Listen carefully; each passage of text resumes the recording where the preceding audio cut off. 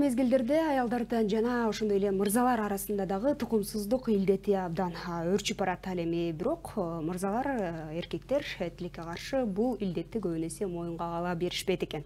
Ал эми дегиле дал ушул тукумсуздук илдетинин келип чыгышына эмне себеп болууда жана аны кантип дарылоого болот деген суроонун алкагында бүгүн маек курабыз. Сиздер дагы эгер бирибизине күбө болдасыздар, аны болсо мен Айгерим Токтоналиева барам. Саламатсыздарбы?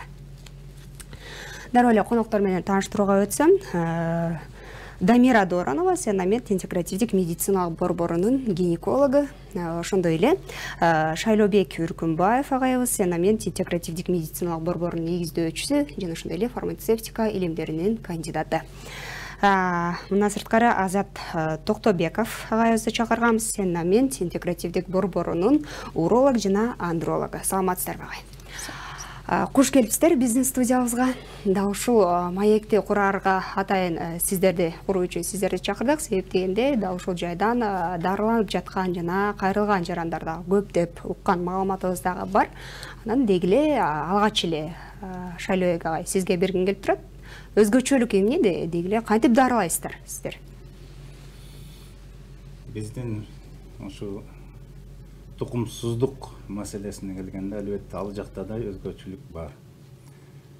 Такыр эле айырмалап деп айтпайбыз, бирок биздики холистикалык ыкма менен эң күчтүү ыкмалар менен дарылайбыз. Мындайча айтканда биз программа түзгөнбүз. Бул үй бүлө жана нике. Бул жерде биз семья брак деген илгери бар эле, ошону алып салбадыбы. Ансыз нике кыйбайт эле да. Биз элге чакырык кылып атабыз. Эй эл журт, менин кыздарым, балдарым үйлөнөрдүн алдында келгиле текшерип ал өзүңөрдү. Үйлөнөрдүн алдында текшерип алган эң сонун ансыз нике кылбагыла деп атам. Ошондой нике менен кошулуп алып, ага чейин канча деген жаман нерселерге барып алып, кандай жаман балдар төрөлүп атат. Андан тышкары бизде үй бүлө бактылуулугу деген программа түздүк, ошону алкамда иштеп атабыз. Ошо үй бүлө бактылуулугунун ичинде мынакей ошол тукумсуздукту киргизип, тукумсуздукту караганда дагы биз жалпы комплекстүү карайбыз. Аял жагын эле карай бербей, күйөөсүн кошо чакырып, мынакей ошон үчүн биздин бир системада бул кишилер бирдей иштейт бул жагынан. Сөзсүз тең карашыбыз керек. Бир жакка эле күнөөлөп, мисалы гинекология барса, ошо гинекологияны эле карай берип, аны дагы көптөр бүгүнкү бизде болуп атпайбы? Бири-бирине гинекологдор күлүп мага айтып коет. Биздин колубуздан эчти келбегендиктен башка гинекологко жиберебиз дейт, алар жүрүп эле футбол тетип, маселе чечилбей да калып атат. Бул бир жагы. Биз комплекстүү карап атабыз, жана эки жагын тең дарылап, эки жагына тең көңүл буруп атабыз. Андан тышкары мындай маселе бар. Дегеле башкаларга өөн учурайт, а биз үчүн бул чындык. Биз эң биринчи рухун тазалайбыз. Кимдир бирөөгө барып туруп жатынына жин жатып алат десе өөн учурар, а бирок бул чындык. Кимдир бирөөгө бул жин шайтан туруп алып туруп тукумсуздук кылып тукум уругун бузуп коет десе кимдир бирөөгө жалгандыр, биз үчүн чындык. Мына дем салуу менен кандай эффектилер көрүп атканын байкап атабыз. Дегеле мен айтарым, биздин ыкмада, биздин дарылоо методдо жалаң гана зыянсыз.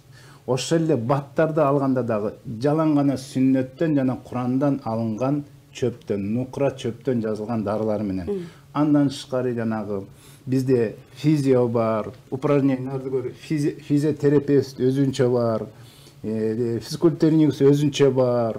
Бай эркектерге сөзсүз керек болуп атат, анткени кыймылсыздык менен дагы тукумсуздук өтө көп болуп атканын байкап атабыз. Андан тышкары башка тазалоо системасында канын дагы биз зыянсыздык менен тазалайбыз, жана хижама менен, жанагы ички аппаратындагы жана дарылар менен. Дегеле болгон нерселердин бардыгын биз жана өзгөчө эркектерге жанагы золотое вливание дейт.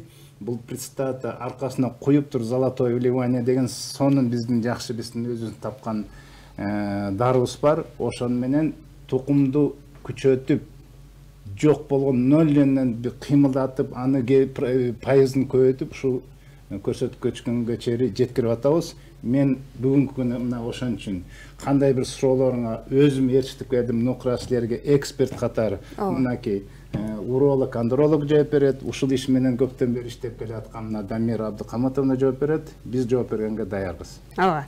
Дагы эже дароо эле сизге берейин дегиле ушул тукумсуздук илдети туурасында айтып өтсөңүз. Бул эмне болгон илдет, эмнеден улам келип чыгып атат? Анан бүгүнкү күндө канчалык деңгээлде курч болуп атат ушул маселе? Саламатсыздарбы? Бул тукумсуздук деген эмне? Тукумсуздук деген эгерде күйөөсү менен аялы 1 жылдан ашуу жашаса чогуу, эч кандай жанагындай колдонмолорду колдонбостон, мындайча айтканда табигый жол менен жашап атат, бирок боюнда болбой атат. Буну биз тукумсуздук деп аталабыз. Тукумсуздуктун 2 түрү бар. Биринчи түрү, биринчи жана экинчи бесплодие первичный, вторичный деп коет. Первичный деген таптакыр боюнда болгон эмес дегенди билдирет. Ал эми вторичный деген бул боюнда бул жолсо түшүп калып, жолсо төрөттөн кийин балдары бар, 1-2 баласы бар, бирок канча жылдан бери төрөй албаганда бул вторичный деп айтабыз, экинчи тукумсуздук деп айтылат. Бул тукумсуздуктун себептери эмнеде? Себептери мисалы азыр устаз айтып кетти.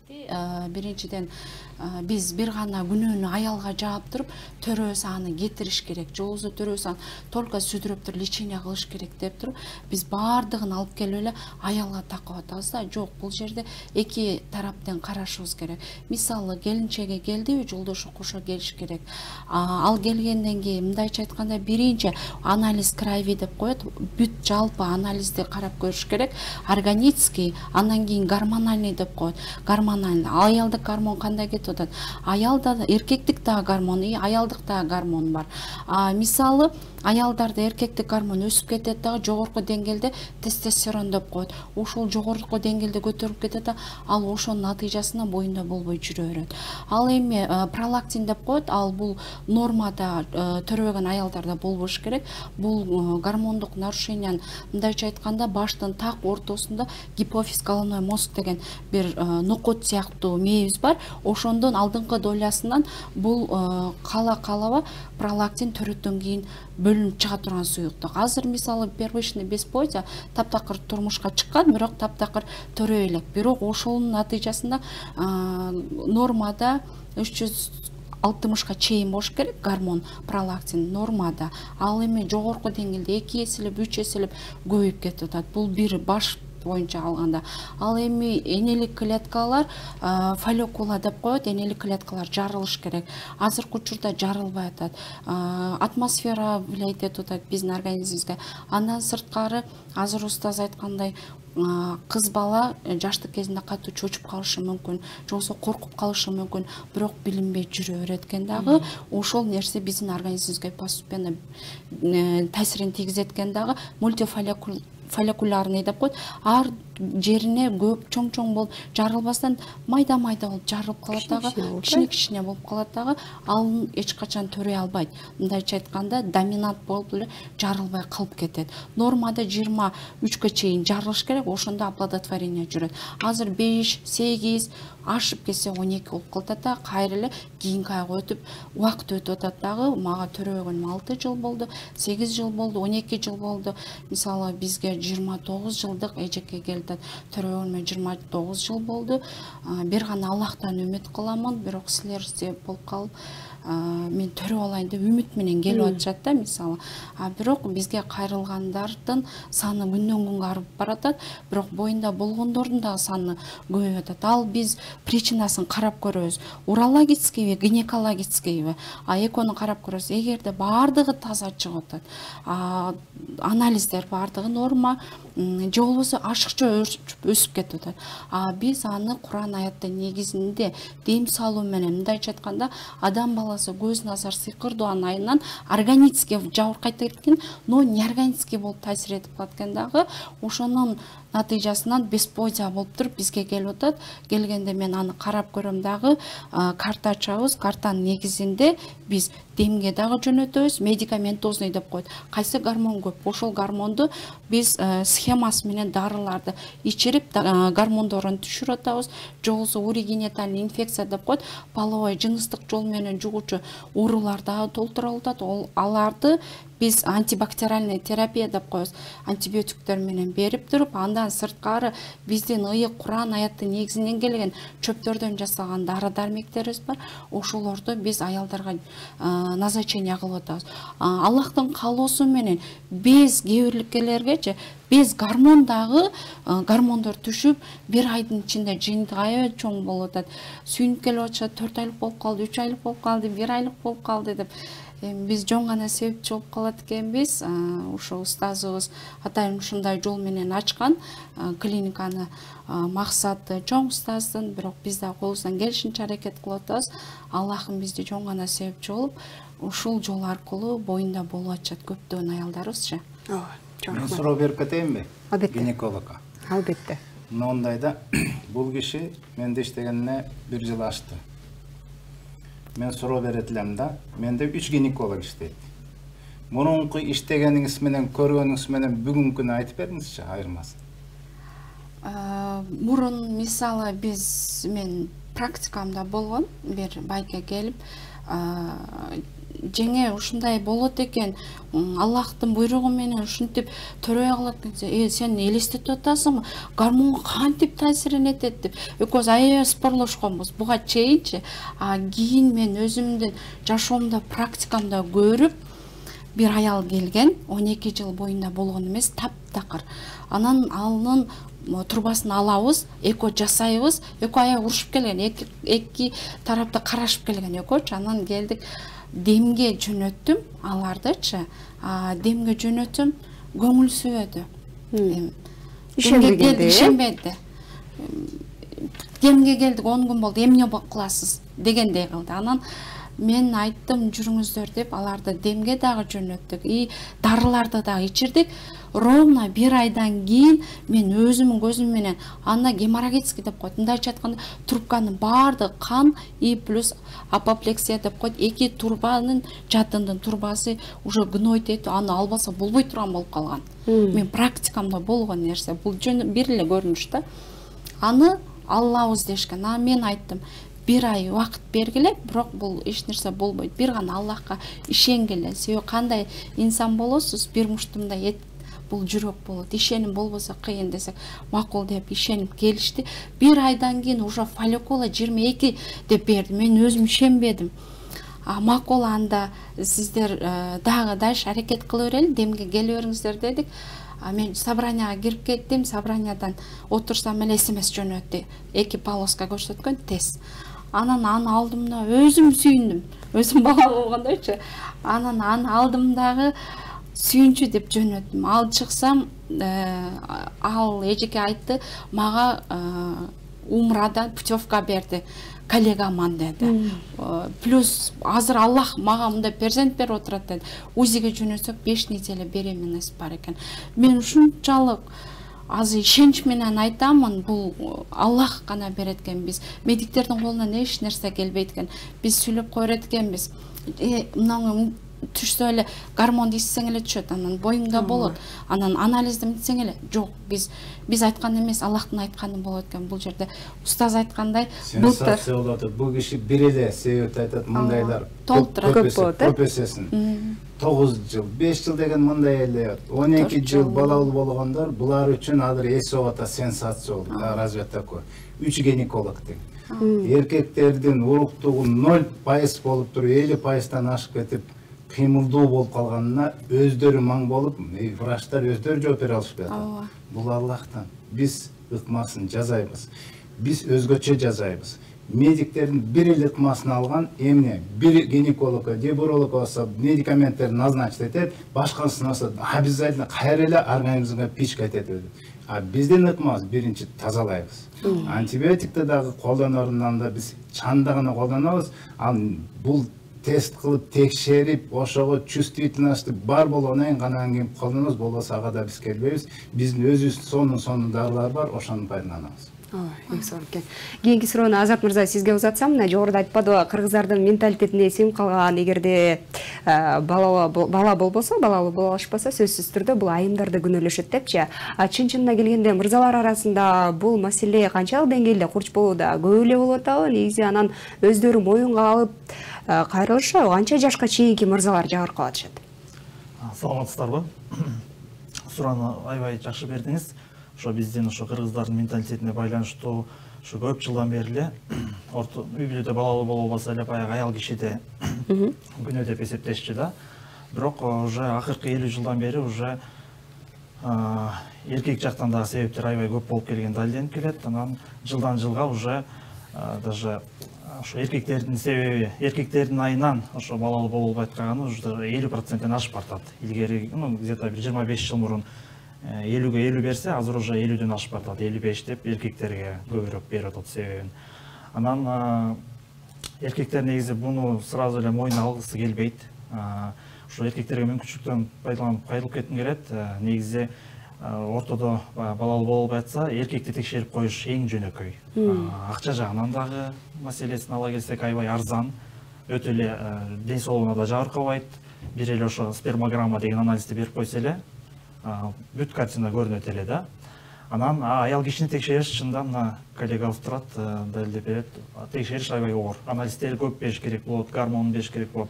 Албетте эркектерге деле баягы гормондорун текшерип, аларга да бир көбүрөөк баягы диагностика кылышыбыз мүмкүн, бирок биринчи эле ошо жөнөкөй спермограмманы берип койсо. Себеби дегенде азыркы күндө бул абдан эркектердин тукумдуктугу курч келип турат. Анткени деген ошо менен чогуу диагностика дагы аябай так болуп келатат. Ошондуктан баягы выявляемость көп болуп, эркектерди да көп эметет да. Анан биринчи эле ошо эркектердики биринчи эле себеби бул ошо үйлөнгөнгө чейин, никеге чейин баягы көп катнашта болуп, жыныстык ар кандай инфекцияларды жугузуп, анан ошол көп эле эркектерде баягы ошол эле жанагы жыныстык жол менен жугатуучу оорулар көп жерде өзүн билдирбейт. Эркекти эчтеке тынчтандырбайт, жүрө беришет. Анан баягы үй бүлөлүү болуп баштагандан баштап, анан 1 жылдын ичинде боюнда болбой аялы, ошондон уламанан башташат да. Если 1 жылдан кийин көрүнүп баштаса аябай жакшы, бирок аганда эметишпейт да, көпкө чейин жүрө берет. Эркек вообще акыркы учурда келип текшерилет да. Биринчи аялынан башталат, ошентип анча-мынча конфликт болот, түшүнбөстүктөр болот. Эркек көпкө чейин мойнуна албайт. Ошондуктан эркекти текшерип коюш эң жөнөкөй, эң жөнөкөй. Канча жашка чейинки мырзалар көп кайрылып атат? Азыр кытапта 40 жашка чейинки эле мырзаларда да көп болуп атат. Азыркы күндө жаш, өтө эле жаш балдарда деле болот. Себеби дегенде, мисалы, паротит деген бир вирусный бир инфекция болот. Ошо экинин айынан, мисалы, кичинекей кезинде ошо болор болбосо эле температура болуп өтүп кетип, ошо жумурткаларына суук тийип, воспаление болуп, анан каналдар бүтүп калат да. Мисалы, бул кичинекей кезинен эле, бир 4 жашында мектепте окуп жүргөндө эле 5-класста эле болуп калган случайлар болот да. Алар ошо көпкө чейин билбей эле жүрө беришет. Анан кийин үйлөнгөндө анан билинет да. А так возрастное ограничение биякта тилекке каршы жок. Ошо эле травма болуп калса, мисалы, жумурткасына катуу бир удар болуп, ошонун себебинен деле болот. Бирок көбүнчө ошо азыркы жаштардын жүрүм турумуна байланыштуу ошо жана жыныстык жол менен жугатуучу ооруларга көп себеби, көп салымын кошот да, тилекке каршы. Андан тышкары ошо коллегасы айтып кеткендей, гормоналдуу нарушениялар дагы сөзсүз эркектерге да таандык, анткени эркек болгон менен ошо аял кишиде боло турчу гормондор бизде да бар, эркектерде. Алар дагы өзүнүн нормасынан ашып же түшүп кетсе, албетте ал дагы жанагы спермограмманын уруктуу начарлашына алып келет, албетте. Чоң рахмат. Азыркы тапта пайыз жагынан азайтып коет да. Мен айтат элем 60%-тан да ашып кетет. Бүгүнкү биздин байкап аткан келип аткандардын көбү эле эркектин кесепетинен болуп аткан деп эсептейм да. Эмне дегенде бүгүн биздин эркектердин жашоо образы, кыймылсыздыгы, жеген тамагы, ичкен суусундугу бүттү ушуга байланыш болуп атат да. Анан кыймылсыздык, курсактарын дыңкыйтып келип атат, каяктан балалуу болмок эле. Курсакта май болду, таза бетиңиз болду, ал жакта движение жок, кан айланбайт, ошон үчүн мынакей кесепет ушундай болот. Урматтуу телекөрүүчүлөр, сиздер Ньюти телеканалы менен биргеликте эле Давагер берүүсүн көрүүдүсүздөр. Мына бүгүн биз тукумсуздук туурасында кеп кылып атабыз. Биз буга чейин ушул аталган клиникага барып дагы жеринен таанышып, ал жактагы дарыланып жаткан жана натыйжа алган жарандар туурасында дагы чакан сюжет даярдагам. Мисалга ошону көрүп алып, анан маегибизди улантсак. Кыргызстанда 40 жашка чейинки эркектердин көпчүлүгү тукумсуздук илдети менен жабыркашат. Алардын бири бул атын атагысы келбеген каарман. 12 жылдан бери дал ушул дарт менен алып урушуп, илдеттин кесепетинен биринчи жубайы менен ажырашкан. Айтымында артынан туяк калтырууну каалаган. Адам баласы үчүн мындан артык сыноо жоктой. А бирок акыры бул дартынын дабасын Борбор калаада жайгашкан Сеннамед интегративдик медициналык борборунан тапкан. Биринчи келинчегим менен 9 жыл жашадым. Анализдерим аябай начар чыкчы да айтканда.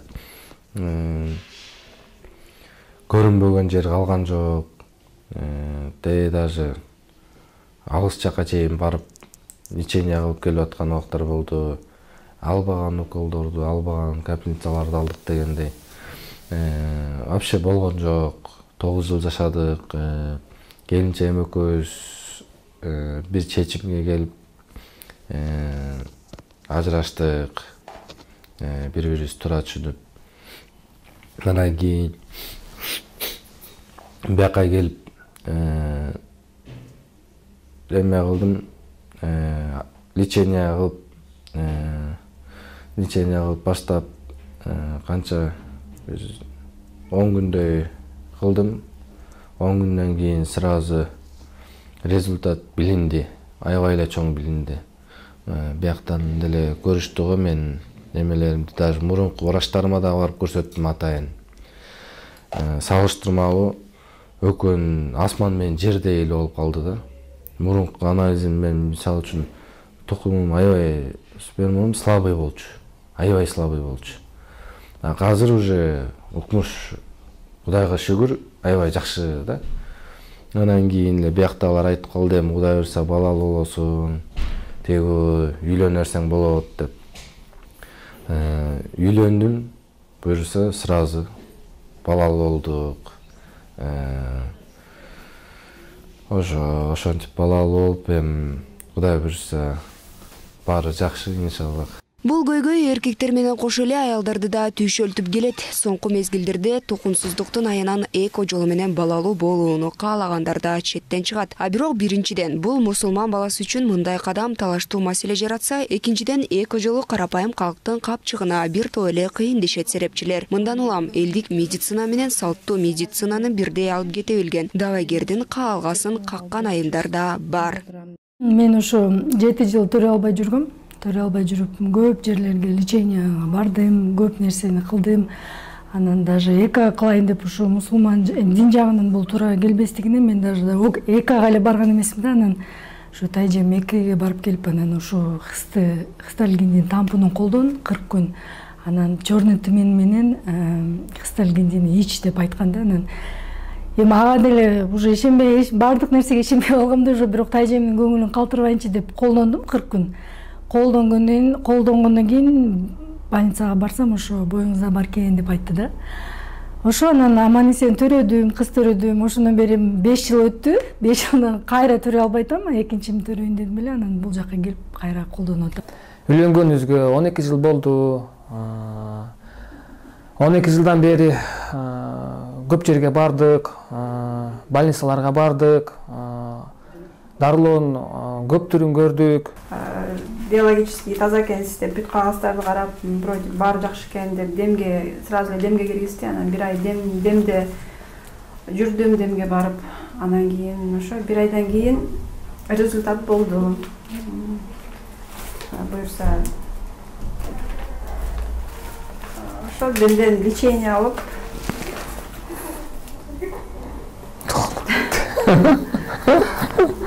толкунданып атат.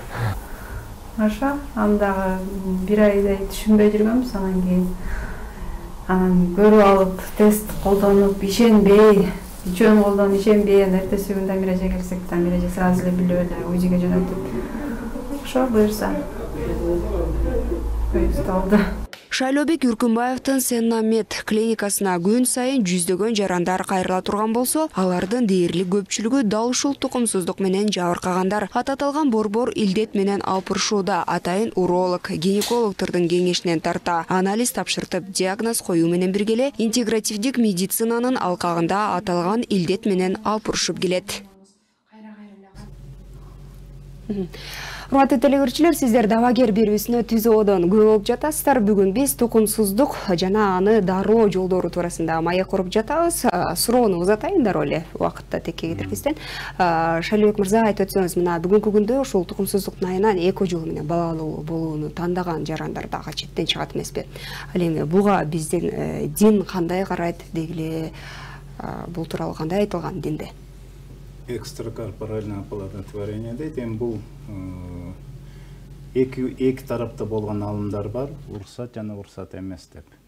Бул кандай? Ошол эле күйөөсүнүн кандайдыр бир клеткасынан, уругунан кандайдыр бир кыймылдаган эмесин барып туруп ошо аялынан өзүнүн аялын жатынына отургузуу. Эми бул уруксат бергенде дагы ошондойдон төрөлгөн баланын келечеги кандай далилденет? Анан мындай жол менен өтө риск да көп да, боло албай жүргөндөр да өтө көп. Бул кымбат баалуу турган нерсе экен да өзү да. Анан бизде да ачылды дейт, бизде да анча-мынча көрсөткүч бар дейт. Результаттар эми алар төрөлгөндө көрөрбүз, бала дагы нанар чоңойгондо көрүнөр. Бул келечекте али далилденет, алар балдар кандай болот. Биздин ыкмада мынакей докторлор отурат, баягы эле гинекологторго жибересиң, баягы эле андрологко жибересиңер дегендерге мен мынтип айтып кетем. Биздин андролог тетиякта башка, динсиз клиникада андролог эмес, гинекологубуз баягы динсиз клиникадагы гинеколог эмес, биздеки таза, башкача жол менен дарылай турган, зыянсыз методду колдонгон ошондой докторлор иштейт бизде. Анан биз көбүнчө экого макул болбойбуз, биз башка жол менен мынакей жардам берип атабыз. Азат мырза, айтып өтсөңүз, мына жогоруда айтып өттүңүз, мырзалар дагы бар деп, анан негизинен эле айымдарды билебиз, жылына 1-2 жолу жок дегенде гинекологко атайын барып текшерүүдөн өтүп турушат да. Мырзалар канча убакытта бир текшерүүдөн өтүп турушу абзел?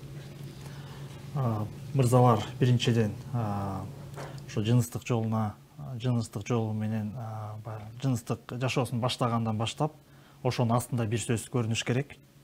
Экинчиден анан баягы үйлөнгөндөн кийин ошо жубай менен чогуу жашай баштаганда сөз бир көрүнүш керек. Анан ошо баланы пландап ошентип жаткандан кийин сөзсүз жанагы мен айта кеткен спермограмма деген анализде ошо именно жаш жубайлар, жаш эркектер сөзсүз бериш керек биринчиден. Андан кийин уже ошондон тышкары аныкталган баягы анча-мынча ылдый өйдөлөрүн коррекция кылып, ошентип алдын алып койсо көп жерден эле болот негизичи. Анан эми баягы уже көп жылдан бери жашап 30тан өтүп калгандан кийинки эркектер 40 жаштан кийин сөзсүз түрдө мисалы жанагы простата безине байланыштуу анализдерди сөзсүз берип туруш керек. Бул жанагы простат специфический антиген деп коет, общий свободный деп. Ошо анализди 40 жаштан кийин, мисалы өнүккөн мамлекеттерде, ошо эле Европада, Америкада 1 жылда бир медстраховка аркылуу сөз берип турушат. Бул деген ошо эле аденома, ошо эле простатит, ошо эле рак оорусун алдын алса болот ушул анализ менен. Болор болбосо эле акча турат, бирок ошону көп эле эркектер билишпейт. Такыр билишпейт. Мисалы мен өзүмдүн ошо жумушумда отурганда эркекти көрсөм, симптомдор жок болсо деле ошону колдон келсе берип койгонго, направление берип койгонго аракет кылам да, себеби аны эркек уже башка жактан бербейт. Хотя бы азыр берип калсын, азыр билсин депчи. Анан көп эле оорулар эркектерде такыр тынчтандырбайт, эчтекесин билбейт. Ошо эле ракты ала кетели, мисалы эң жаман оорулардын бири катарын толтурчу. Ошо эле тукумсуздукту деле алсак, мисалы, ошо эле суюктугу эч кандай өзгөрбөйт, көлөмү да өзгөрбөйт, өңү да өзгөрбөйт, баары эле жакшы болот. Бирок ичинде уругу жок болот. Или уругу болсо дагы слабый болот, кыймылы начар болот и саны да аз болуп калат да. Ошондуктан анализ берип коюш өтө оңой, алдын алып даярданып койсо болот. Чыгып коюш керек кичине. Сөзүбүз кур болбош үчүн биздин көрүүчүлөргө да айта кетелик, эгерде кеңеш алам, же болбосо кайрылып көрүнөт элем дегендер болсо, сиздерге кайрылса болот, кайсы убакта кайрылса болот жана кайсыл телефон номерлерге байланышса болот? Биздин телефон номерлерибиз эртеменден баштап саат 6-га чейин иштейт. Каалаган убакта чалып, мындайча айтканда консультация сураса булар бейпул. Андан сырткары бизге келип кыздар, ресепшн кыздарыбыз бар, аларга келип өздөрүнө керектүү мисалы органически таза чыгып, бардыгы жаш чыгып, демге барсам болобу десе, алар да карап көрүшөт дагы. Биз эртең менен саат 9-дан баштап кечки саат 5-ке чейин иштейбиз. Бизге дем алышсыз. Андан сырткары бизде больницкий лабораториябыз бар өзүбүздө. Жана устаз айтып кеткендей эле физия кабинеттерибиз бар, фитобочкаларыбыз бар. Кээ бирлер обычно эле шамалдаш жолу менен дагы почка оорулары, бөйрөк оорулары, же болбосо муун оорулары, не только гинекологический, бүт тармак боюнча дагы кайрылса болот. Себеби хиджама жолу менен бүтүндөй леченияны кылып атабыз. Мындайча айтканда келгиле бизге, биз силерди контролго учетко алабыз, биз силерди башка эң зыянсыз ыкма менен дарылайбыз деп эле койбойсузбу? Туурабы? Бир сөз менен айтканда, мынакей урматтуу телекөрүүчүлөр, эгерде сиздер кызыккан болсоңуздар, биз өзүбүздүн YouTube телеканалынын YouTube баракчасына дагы Сенамед интегративдик медициналык борборунун байланыш номерлерин жана ошондой эле Instagram, Facebook дегиле соц түйүндөрүнүн дагы даректерин калтырып коебуз. Суроолоруңуз бар болсо, ошол жака сунуштарыңыздар, пикирлериңиздер болсо, жазып калтырып койсоңуз болот. Сиздер дабагер берүүсүнө көп болдуңуздар. Кайрадан эфир аркылуу амандашканча саламатта туруңуздар.